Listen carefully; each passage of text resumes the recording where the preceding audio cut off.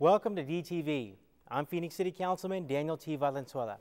On today's show, we will visit the oldest early education center in Arizona that continues to raise the bar when it comes to preparing our youngest residents for future success. We'll take you for a ride as we celebrate our big annual Bike to Work Day. And the city's light rail guru gives us an update on the Northwest Light Rail extension. But first, one of my policy priorities is to create a culture here in Phoenix that welcomes entrepreneurs and provides the tools to grow their ideas into thriving businesses. Accelerators and incubators continue to play a key role in this mission. Let's take a look inside one shining example known as SeedSpot. I'm here with Courtney Klein, the co-founder of SeedSpot. Welcome to DTV. Thanks for having me. Now, Courtney, you know that what we're trying to do and what we are working on together, all of us, is to create that ecosystem of entrepreneurs, making Phoenix the place for entrepreneurs. Something that you've been doing way before many people have been thinking about it, right? So tell us about your passion. You were a co-founder of SeedSpot. Sure. When was SeedSpot founded, first of all? Yeah, Arizona native, so really committed to what we're doing here in the Valley. SeedSpot started 2 years ago, and the premise of SeedSpot really is to support social entrepreneurs, so entrepreneurs that are building a product or a technology that in some way improves people's lives or the community at large. So we work with entrepreneurs in the fields of education, healthcare, civic rights, human kind of issues that are really transforming the way that communities live and the way people respond to basic human needs. I love the idea of social entrepreneurship. Now, Courtney, in the first 2 years, how many entrepreneurs have walked through those doors? We've been really fortunate. We've worked with 102 entrepreneurs. We run a full-time program that's 16 weeks long.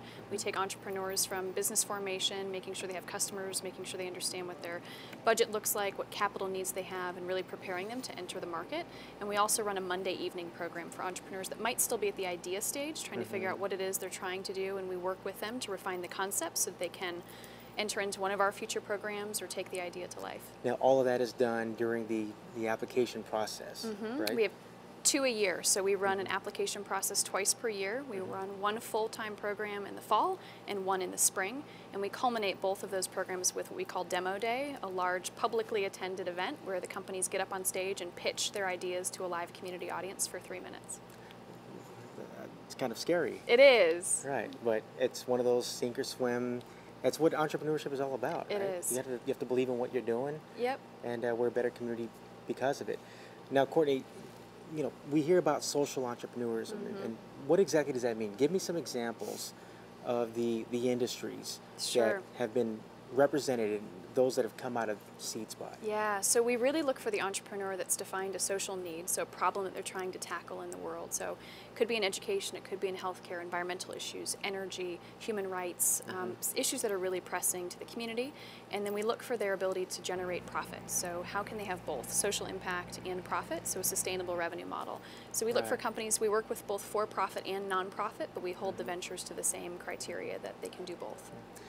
Now, you kind of touched on it, the types of, you know, mentorship and resources that the future entrepreneur or the current entrepreneur gets from SeedSpot. Can you tell us more about that? Yeah, so during any typical week here at SeedSpot, the ventures that are in our full-time program have access to the office space. We have a great office, buzzing with energy and people and ideas.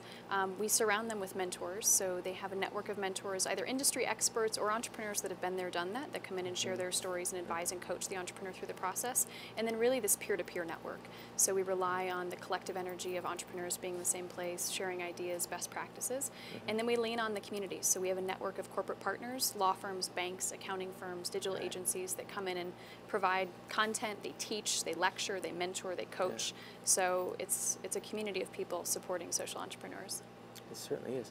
Now, really quickly, the infrastructure of this office. You mentioned 28 private offices, 20 desktops. There's a lot of buzz in the room. Yes, right? So when we're in session, there's a ton of energy here on the floor. So we have 28 private offices, so we sublet that to entrepreneurs. Some of our alumni actually office here with us, and then we have an open co-working space. So the entrepreneurs, when they're in program with us, can work here, again, sharing, you know, the energy of what feeds off of good ideas and good entrepreneurs. All right, Courtney, tell us how we can learn more about SeedSpot. Yeah, our website, seedspot.org, you can find the application process once it goes live, again, twice per year, and then tickets to demo day go on sale. And so we'll have the 2 demo days each year that the public can attend. Thank you for everything you're doing. Thank you. And thanks for being on DTV. Seedspot.org. Check it out. And visit the City's own Hive at Burton Bar to grow your ideas.